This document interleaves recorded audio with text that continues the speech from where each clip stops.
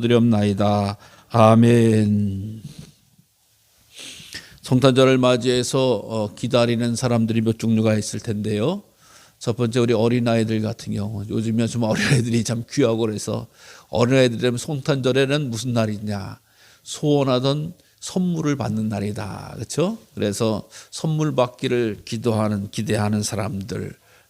오늘날에도 어릴 적 성탄절을 생각해서 누가 나한테 성탄절 선물 주는 사람이 없나라고 하면 아이고 난 아직도 어린이구나 어린아이구나. 그래서 산타 할아버지가 양말에다가 먹고 싶은 과자를 넣어주시든지 아니면 사고 싶은 물건을 이렇게 해주든지 장난감을 넣어주든지 인형을 넣어주든지라고 하는 그런 추억도 있고, 성탄절 아이들과 같은 경우는 선물을 받는 절기다.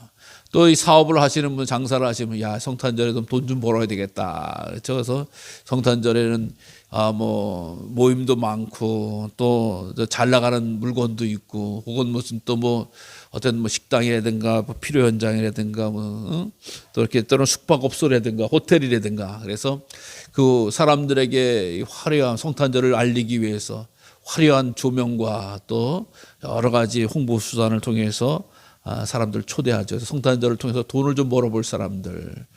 정말 올해는 참 우리나라가 특별히 이 성탄절 특수가 사라졌다라고 하는, 성탄절 연말 특수가 사라졌다라고 하는 그런 안타까운 일이 있는데 참 잘 되기를 바랍니다.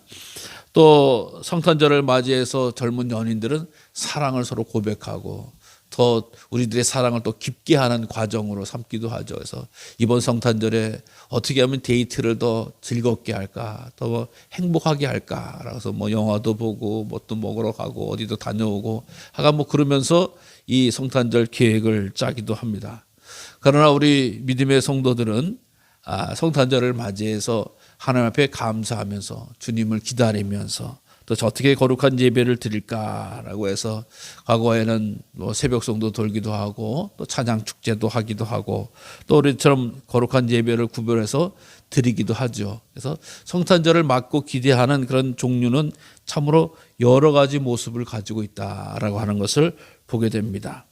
오늘 본문의 말씀은 이 세상 암울한 가운데서, 어두운 가운데서 살아가는 사람들에게 이 성탄의 메시지를 전해주는 미가 예언자의 소식이 되어집니다. 그래서 미가서라고 하는 말씀은, 미가 예언서에 기록된 것은 주님께서 오시기 약 800년, 750년 전에, 한 800년 전으로 보면 BC 8세기의 선지자다라고 하는데, 그 예수님 오시기 전에 800년 전에 이 말씀이 기록된 내용인 거예요. 선포된 내용인 거예요.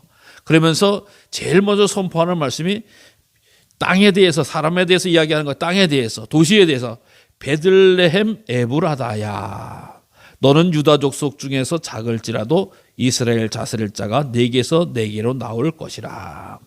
베들레헴 에브라다야, 베들레헴 에브라다야. 베들레헴이라고 하는 곳이라고 하면 우리가 잘 알다시피 예수님이 태어나신 곳이다. 태어나신 곳. 근데 이 베들레헴이라고 하는 이름의 뜻이 있습니다. 동네 이름의 뜻이 있어요. 그 이름의 뜻이 뭐냐? 바로 떡집이다. 떡집이다. 그러면서 에브라다야라고 하는 말은 베들레헴의 옛날 이름이에요. 옛날 이름. 그 옛날 이름인데 에브라다라고 하는 말은 풍성한 열매. 그러니까 이 베들레헴이 지금은 잘 모르겠지만 어쨌든 그 사람들의 생각, 그 시대에는 풍성한 열매가 있고 떡집, 오늘날 식으로 이야기하면, 우리 식으로 이야기하면 방앗간이 있는, 또 그래서 빵집이 있는 그런 곳이다라고 이해를 할 수가 있죠. 그래서 이렇게 보면은 참 의미로 생각할 때 풍성한 열매가 있고 떡집이 있는 곳이라고 하면은 참 좋은 이름인가라고 하는데, 이 이름이 두 개가 합쳐서 나온단 말이죠. 우리가 알다시피 이 네 삼리가 일부 예배 때 말씀드렸던 안골이라면서요. 그래서 안꼬라, 그러니까 내 삼리 안꼬라, 이거 똑같은 거야. 내 삼리 안꼬라서 요즘 이름은 내 삼리, 옛날 이름은 안꼬라고 두 번 겹쳐서, 똑같은 이름을 두 번 겹쳐서 한다라고 하는 그런 표시인 거예요. 여기는 이유가 있는 거예요. 여기 방법에 이유가 있다. 베들레헴이라고 하는 건 일찍이 이 다윗의 동네라고 이야기하죠. 이 베들레헴. 근데 이 에브라다라고 하는 말은 이스라엘 사람들에게 있어서 풍성한 열매라고 하는 의미라기보다는 여기에는 뭔가 이유가 있어요. 사연이 있어요. 무슨 얘기냐? 바로 이 에브라다라고 하는 그 동네에서는 그 라헬이, 즉 야곱이 부인의 라헬이 막내 아들 베냐민을 낳습니다. 베냐민을 낳고 나서 죽어요. 그러니까 죽을 때 그 죽는 엄마가 핏덩이를 놓고 얼마나 슬프겠어요. 얼마나 내가 나놓긴 하지만 요즘 같은 경우도 그런데 과거에는 그 살지도 모르고 내가 놓은 새끼를 바라보면서 나는 죽어간다. 출산 후에 죽는다. 너무 가슴 아픈 거야. 그러니까 가장 큰 슬픔 아니겠어요? 뭐 여러 가지 인간의 슬픔 가운데서 자녀를 앞세우면서 그것도 자기가 태어나자마자 자기는 죽어가는, 자기를 놓고 죽는 이 어미의 마음, 아주 큰 만 가지에 찢어지는 마음을 나타내서 이 예레미야는 라헬의 통곡 소리라고 하는 표현으로서 이스라엘 사람의 가장 큰 아픔을 표현할 때 에브라다라고 하는 라헬의 표현을 이야기한다라고 하는 것입니다. 그러니까 이 표현을 이야기할 때 룻기서에 보면 이런 표현이 나와요.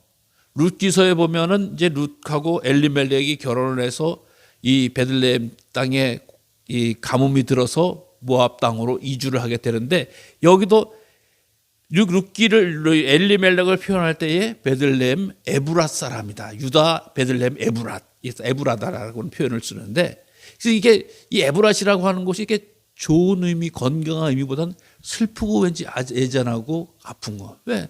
살기 힘들어서 떠나야 되는 동네 이런 식으로 그 당시에 기록되어져. 그 떠났던 사람이 정말 고통받는 그런 내용을 룻기에서 기록하고 있거든요. 그러니까 그곳이라고 하는 곳이라고 하면은 이스라엘 사람 다 아는 거예요. 에브라다. 아, 거기 왠지 좀 가슴 아프고 짠하고.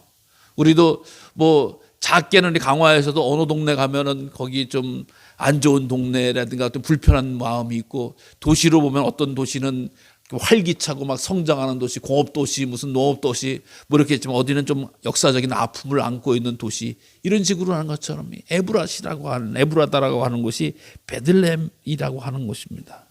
그러니까 이렇게 좋지 못한 곳이지만 그보다 더 작은 도시다. 유다족 속 중에서 작은 도시다. 그래서 어디 자료를 보면은 이 에브라시다 베들레헴이라고 동네는 잘 표시도 잘 안 되는 동네다라고 이야기하는 거야. 그러니까 별 볼 일 없고 소망이 없고 그래도 거기에서 이스라엘을 다스릴 자가 내게로 나오리라. 여러분 우리가 볼 때 훌륭한 인물은 좋은 도시, 뭐 서울이라든가 인천이라든가 뭐 부산이라든가 뭐 광주라든가 큰 포항이라든가 큰 도시, 의리한 도시에서 나올 것 같지만 그렇지 않다라고 하는 거예요. 작은 도시지만 내 이스라엘을 다스릴 자가 내게서 내게로 나올 것이다. 즉 예수님이 그곳에서 태어날 것이다 라고 하는 말씀을 하고 있는 거죠. 이 말씀이 어떻게 이루어졌어요? 바로 동방박사들에 통해서 이루어집니다. 동방박사들이 그 별을 보고 찾아왔지만 제일 먼저 이스라엘 땅에 와서 찾아간 것이 어디에? 헤롯 왕에게 찾아가는 겁니다. 헤롯 왕에게 찾아가서 이스라엘을 다스릴 자가 어디 계시뇨? 어디 있습니까? 라고 이렇게 물었습니다. 묻으니까 이 헤롯 왕이 정말 어떻게 보면 정말 화가 나는 거죠. 이스라엘 다스리자니 내가 지금 잘 다스리고 있는데 다스릴 자가 태어났다 그리고 어디 있냐고 와서 묻는 외국인들이 있으니까 환장을 노리신 거예요. 그래서 당장에 그 소위 유대인들, 그 서기관들을 막 불러놓고 야 이게 또 무슨 말이냐? 이스라엘 다스릴 자는 나올 말이 있느냐? 라고 있으니까 예 있습니다. 어디냐? 예 베들레헴입니다. 라고 했던 이야기인데 그 사람들이 성경을 뒤져보고 했는데 이 성경이 어디예요? 오늘 미가서의 말씀인 거예요. 미가서의 말씀을 보고 예 이스라엘 다스릴 자가 나타나신다는 그 말씀이 미가서에서 했는데 베들레헴입니다 라고 하는 이야기를 하는 거예요. 놀라운 일 아니겠어요? 아니 아까도 말씀드린 800년 전에 기록된 선포되는 말씀을 가지고 헤롯 시대 때에 막 이 제자들에게 막 서기관들이 막 연구를 해가지고 그렇게 찾았다라고 하는 것입니다. 그러니까 가장 비천함에도 불구하고 가장 영광스러운 주님이 임하시는 곳이 바로 베들레헴이다라고 하는 거예요. 여러분 예수님이 임하시기 전까지는 어떻게 했어요? 어둠의 땅이요, 죽음의 땅이요, 슬픔의 땅이요, 두려움과 염려의 땅이었습니다. 그러나 주님이 임하시고 태어나심으로 말미암아 지금 베들레헴은 찬란한 주님이 오신 거룩한 도시로 인정을 받고 있고 그리워하고 있다라고 하는 것을 우리는 알 수가 있습니다. 그래서 성지순례를 가면 베들레헴도 예루살렘도 가지만 사실상 베들레헴 가서 주님께서 태어난 그곳에 가서 이렇게 경배도 하고 예배도 드리고 때로는 그 성전을 다녀보는 것도 참 귀한 은혜가 되거든요. 자, 그렇습니다. 주님이 오시기 전까지는 벌어진 땅이요 외면한 땅이고 어둠의 땅이었지만 주님이 오심으로 주목받는 땅이고 생명의 출발점이 되는 땅이 되어지는 것처럼 이 세상에 주님을 만나기 전까지, 주님을 모시기 전까지는 온전한 삶의 기쁨과 평안이 이루어질 수 없다라고 하는 것입니다. 그래서 주님이 만나는 곳, 주님이 오시는 곳에 거룩한 생명으로 역사하게 되어진다라고 하는 것을 보게 돼요. 아무리 이 땅에 어려운 곳이 있어도, 두려운 곳이 있어도, 어두운 곳이 있어도, 슬픔의 땅이 있어도 주님의 경험된 교회가 세워지고 복음이 들어가고 예수 그리스도가 증거되어지면 그것은 거룩한 빛으로 발하는 도성이 될 줄로 믿으시기를 바랍니다.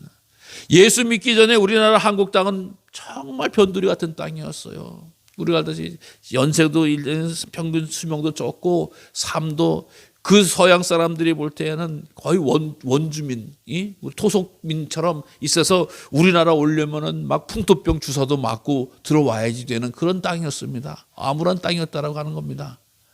그런데 복음이 증거되어지고 교회가 들어오고 학교가 세워지고 병원이 들어서면서 또 우리나라의 근대화에 앞장서는 일들이 교회를 통해서 역사하는 거 아니겠어요? 그래서 사실상 반짝반짝 지금 우리나라가 빛날 수 있었던 것은 다 우리 기독교의 역사, 기독교의 헌신, 기독교의 출발. 그래서 교육과 의료와 근대화가 이루어졌기 때문인지로 우리는 믿습니다. 사랑하는 성도 여러분, 나라도 개인도 도시도 가정도 죽음과 사망의 그늘에서, 아픔과 억압의 그늘에서, 슬픔과 고통의 그늘에서 벗어나는 길은 예수 그리스도를 모시는 거예요. 예수 그리스도가 임하는 거예요. 예수 그리스도가 함께 해야 된다라고 하는 것입니다. 그 주님이 어떤 분이신가라고 하는 것. 그의 근본은 상고의 영혼에 있느니라라고 얘기해요. 그의 근본은 상고의 영혼. 즉 예수님 이 다스리는 분인데 그분의 근본은 어떤 분이시냐? 근데 그의 근본은 기원은 상고라고 하는 말은 태초에 영혼에 있느니라. 그러니까 예수님의 근원은 태초부터 있었고 영혼에 있느니라라고 하는 건 시간 전부터 있었다라고 하는 거야. 창조가 되어짐으로 시간이 시작되어졌는데 예수님은 창조의 주로서 임하셨고 하늘의 하나님으로서 임하셨던 역사하시는 분이 바로 예수님이시다라고 하는 것을 말씀해주고 있다라고 하는 거야. 그러니까 예수님은 인간으로서 피덩이 인간이 아니라 하느님으로서 이 땅에 오시는 임마누엘 하신 분이시다라고 하는 것을 말씀해주고 있다라고 하는 거예요. 네.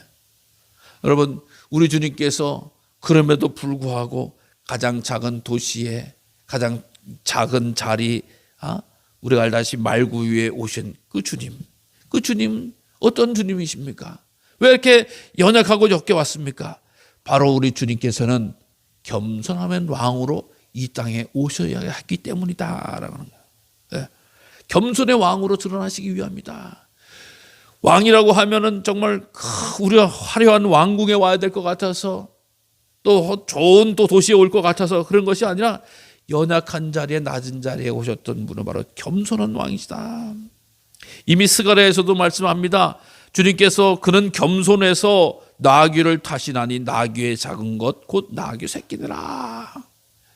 스가랴 선지자도 예수님께서 나귀를 타고 예루살렘에 들어가실 정도로 겸손한 왕이다.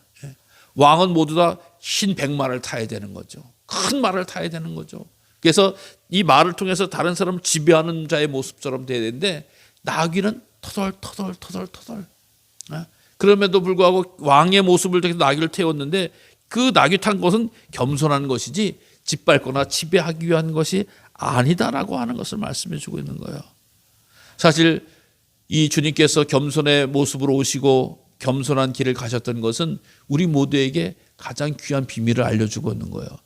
주님이 겸손한 것처럼 너희도 겸손하라. 여러분, 믿음은 어떤 곳에 임하세요? 겸손한 사람에게 임하는 거예요. 교만한 사람에게 믿음이 절대 들어가지를 않습니다. 맨날 자랑할 것만 있고 맨날 다른 사람 무시할 것만 있고 맨날 자기는 남 탓할 것만 있는 사람한테 어떻게 믿음이 들어가겠습니까? 주님, 저는 연약합니다. 저는 허물이 많습니다. 저는 부족합니다. 이렇게 말을 하고 이렇게 마음을 자세를 가져야지 주님의 말씀이 들려오기 시작하고 주의 말씀이 믿어지기 시작하고 주의 말씀을 쫓아 살려고 하는 것이지, 내가 제일 잘 나가, 내가 제일 최고야, 내가 제일 똑똑해, 내 장법이 가장 옳아 라고 주장하는 사람이 어떻게 믿음이 들어가 어떻게 하나님 말씀이 들을 수가 있겠습니까? 그것처럼 이 모습을 주님께서는 친히 만왕의 왕이시고 하늘을 본 근본에서 근본의 하나님이심에도 불구하고 하나님과 동등됨을 취하지 아니하시고 이 땅에 오셔서 겸손한 모습으로 인생의 길을 걸어가시고 우리에게 길을 보여주셔서 스스로 낮춰주신 것을 보여주셨다라고 하는 것입니다. 이 주님의 발걸음을 우리는 기억하고 따라가고 또 오늘도 쫓아가야 될 줄로 믿으시기를 바랍니다. 그래서 그 여인이 해산하기까지, 근데 여인의 모습으로 오신다. 사실 하나님이시지만 여인이 해산하기까지, 즉 동정녀 마리아의 몸으로 통해서 오신 분이 바로 예수님이시다라고 하는, 하나님이시다라고 하는. 어떤 사람들은 예수님을 뭐라고 이야기해요? 요셉의 아들이다 이야기해요. 또 목수로서 있던 자다라고 이야기해요. 심지어 예수님에 대해서 아주 입에 담지 못할 이야기를 하는 사람도 얼마나 많은지 알 수도 없어요. 그리고 또 그 오신 예수님이 요셉의 아들이지 무슨 하나님이시냐라고 이야기를 해서 오늘날에까지도 아직도 유대인들 가운데서는 예수님을 믿지 않는 사람들이 참 많이 있지 않습니까? 왜요? 그는 하나님으로 보지 못하고 그냥 마리아야, 난 아들이야 라고만 생각하는 말씀을 해주고 있는 거예요. 근데 성경은 하나님이시지만 성령으로 잉태돼서 여인의 몸으로 마리아를 통해서 이 땅에 오시겠다라고 하는 거예요. 근데 그분이 오실 때까지 그들을 붙여 두시겠다. 즉 예수님이 오실 때까지 그대로 방치해 두시겠다라고 하는 표현이에요. 방치해 두. 즉 예수님이 오실 때까지 어떠한 주님이 오시지 않는다는 거, 어떤 구원자가 오지 않는다는 거예요. 이것이 무슨 얘기냐? 미가가 활동했던 시대, 즉 주전 700년경 이 모습 속에서 이스라엘 나라가 망하고 북이스라엘이 아수르에 망하고 남유다가 바벨론에 망하고 포로로 끌려가고 또 이스라엘 백성들이 계속 어렵고 힘든 시절을 걸어도 하나님께서 마치 방치해 두시겠다, 가만 내버려 두시겠다라고 하는 이런 표현을 쓰시는 것이에요. 그렇지 않습니까? 성경대로 그 전에 수없이 많은 사람들이 와서 내가 뭐 메시아다, 내가 구세주다, 뭐 여러 사람이 이야기했는데 사실 그것은 아무것도 아니다. 하나님은 그들을 내버려 두셨다라고 하는 거예요. 마치 내버려 둔 것처럼 보이셨다라고 하는 거예요. 그런데 주님께서 오시면 형제 가운데 남은 자가 이스라엘에게로 돌아온다. 주님께서 오시면 많은 사람들이 회복하면서 주님의 이 자리에, 주님의 잔치 자리에 돌아오게 된다라고 하는 거예요. 여러분, 주님이 활동하시고 또 말씀하시고 가르쳤던 공생의 시절에 많은 사람이 모이지 않았습니까? 예? 주님께서 활동하셨을 때 사람이 다 떠나간 게 아니에요. 때로는 한 사람이라든가 때로는 두 사람이요. 우리가 알다시피 5,000명이나 되는 사람들이 모여드는 것이다. 모여드는 거예요. 여러분, 사람들이 왜 모입니까? 그냥 모이는 게 아닌 거거든요. 우리가 요즘 한국에서 사람들이 모이는 이유가 있잖아요. 서울의 사람들이 왜 모여가지고 거기 다 목적이 있는 거 아니겠어요? 정말 간절한 열망이 있는 거예요. 사람의 마음이 표현되는 거예요. 예수님 시대에 5,000명이라고 하면 지금 이야기처럼 수십만 명이 모인 것과도 거의 비슷한 그런 숫자라고 보시면 돼요. 요즘 같은 경우야 인터넷이 있고 무슨 뭐 전화기가 있고 텔레비전을 보고 유튜브를 보면서 지금 어디서 사람들이 모이구나라고 해서 막 모여들지만 옛날엔 그저 입으로만 어디가? 나도 갈릴리가 왜? 예수님이 왔대잖아. 예수님이 누군데? 예수님 뭐 말씀도 하시고 뭐 그래? 근데 내가 거기 가야 되나? 바쁜데, 귀찮은데, 힘든데. 이랬으면은 5,000명 아니라 500명도 못 모이는 겁니다. 근데 예수님이 하셨던 말씀들, 가르쳤던 역사들, 치유했던 능력들, 이것이 다 증거되니까 사람들이 예수님이 이때더라. 어디가? 예수님 만나러 가. 그래, 가자. 그 당시에 사람들도 왜 할 일들이 없겠어요? 그럼에도 불구하고 예수님 앞에 모여가는 거예요. 모여드는 거예요. 벌떼같이 구름대같이 모여드는 거예요. 예수님 말씀을 증거하니까 예수님 나도 고쳐달라고 수없이 많이 찾아오고 두드리니까 예수님도 어떻게 해요? 피곤하니까 나도 쉬러 다른 데로 한적한 곳으로도 가셨던 것을 보게 됩니다. 이제 많은 사람들이 예수님 앞에 모여들게 되어집니다. 그러면서 그 예수님께서 오늘도 보면 능력과 그의 하나님의 이름을 위엄을 의지하고 서서 목축한다. 서서 목축한다라고 하는 거예요. 즉 예수님께서 이 세상 오셔서 지금까지 서서 목축한다라고 하는 것은 계속 일하고 계신다라고, 애쓰게 바쁘게 일하고 계신다는 거예요. 예. 목축하는 데서도 누워서 자는 경우도 있죠. 우리가 양치기처럼, 게으른 양치기처럼 누워서 자는 사람도 있을 수 있어요. 그러나 계속 서서 짐승과 같이 움직인다라고 하는 것은 지금도 예수님께서 이 세상 오셔서 뿐만 아니라 지금도 이 세상에 오신 우리들에게 위해서 서서 계속 일하고 계신다라고 하는 거예요. 주님은 쉬지 않으시는 거예요.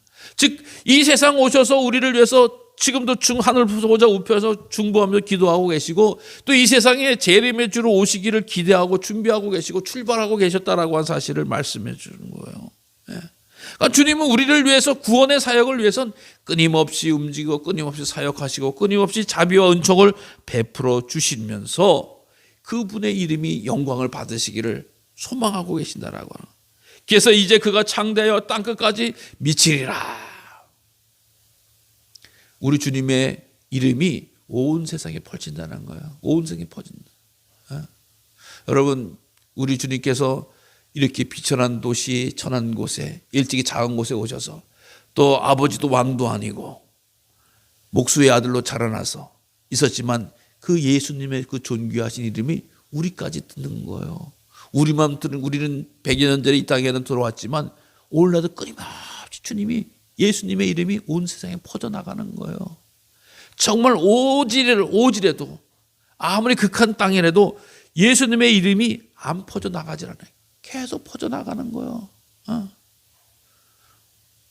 어떤 분이 국회의원 선거를 준비하고 있는데 가장 힘들어하는 게 있다는 거예요. 그게 가장 힘들어하는 게 뭐냐라고 하더니 인지도라고 하는 거예요. 인지도. 자기 이름을 알려서 1%, 2% 높이는 것만큼 어려운 게 없다는 거예요. 이게 힘들다는 거예요. 그래서 방송에서 미리 나왔던 아나운서라든가 연예인이라든가 무슨 가수라든가 이런 사람들이 정치하는데 너무 쉽다는 거예요. 왜? 그 사람들 얼굴만 보면은 인지도가, 이름만 들으면 인지도가 사람들 귀에 혹 들어오기 때문에라고 하는 거예요. 정치하는 사람들이 자기 이름 한자 사람들에게 알리니까, 그래서 끊임없이 명함 돌리지 않으면 명함 돌리고 인사하고 현수막 해도 사람들 명함 받을 때뿐이지 잘 머릿속에 들어오지 않는다는 거예요. 인지도라는 거예요. 이게 힘들다는 거예요. 근데 우리 주님께서 언제 명함 한번 돌리셨습니까? 언제 무슨 인사를 한번 했어요? 텔레비전 나오셔서 설교를 하셨습니까? 무슨 선포를 하셨습니까? 근데도 불구하고 예수님의 그 거룩한 이름은 창대히 전 세계 만방에 골자. 텔레비전이 없는 곳에도, 인터넷이 없는 곳에도, 방송이 없는 곳에도 다 우리 복음의 말씀을 가지고 전하는 선교사들을 통해서, 하나님의 역사를 통해서 펼쳐나가게 되어져요. 땅끝까지 미치는 거 아니겠어요? 이 성경의 말씀이 그대로 되어지는 거예요. 그러면서 이 사람은 평강이 될 것이다. 여기에는 원어에서 있던 말이 빠진 말인데, 이 사람은 우리의 평강이 될 것이다. 이 사람은 그냥 평강이 될 것이다. 나와 동떨어진 평강이 아니라 우리의 평강이 될 것이다. 나의 평강이 될 것이다. 라고 하는 거예요. 예수님은 우리들의 진정한 평화를 낼 것이다. 여러분, 예수님 믿는 사람이 평화를 아는 사람이에요. 평화를 누리는 사람이에요. 평강을 아는 사람이라고 하는 겁니다. 하나님께서 이 세상에 전쟁 없는 평화를 말씀하고 있지 않습니까? 하나님의 진정한 평화, 샬롬은 하나님과의 평화. 그래서 히브리서의 말씀처럼 대제사장 되신 예수님이 우리들의 죄를 고백하고 용서해 주는 제사를 드릴 때에 평강이 이루어지는 것처럼, 진정한 평화는 예수님을 통해서 이루어지는 평강이 되어진다라고 하는 것입니다. 그러니까 예수님을 만나고 예수님을 모시고 예수님을 따라가는 이런 일들이 우리 가운데 있어야 된다라고 하는 거예요. 그래서 오늘 이 계절에 우리가 곰곰이 생각할 때 주의 말씀이 무엇인지 기억해내야 되고, 주의 말씀대로 내가 믿으려고 하는 거 믿어야 되고, 또 주님의 말씀이 내 삶의 재료로, 내 삶의 근원으로, 내 삶의 출발점으로 들어올수록 힘쓰고 사모함으로 말미암아서 살아가는 정리가 되어야 될 줄로 믿으시기 바랍니다. 예수님을 만나기 전에도 우리도 에브라다와 같은 존재인 거예요. 슬프고 괴롭고 암울하고 미래도 없고 답답한 인생인 겁니다. 그러나 예수님이 오셔서 소망의 땅인 생명의 떡인 예수님이 우리들의 근원이 된 줄로 믿으시기를 바랍니다. 일찍이 예수님께서도 말씀하셨어요. 베들레헴과 같이 떡집과 같이 나는 생명의 떡이다. 나는 하늘의 양식이다. 라고 말씀해 주고 있잖아요. 사람이 떡으로만 살 것이 아니라 하나님의 나오는 말씀으로 살 것이다. 그 말씀이 되신 분이 바로 예수님이시다. 육신이 살려고 하면은 떡을 먹어야 돼, 빵을 먹어야 돼, 밥을 먹어야 돼, 국수를 먹어야 돼, 라면을 먹어야 돼.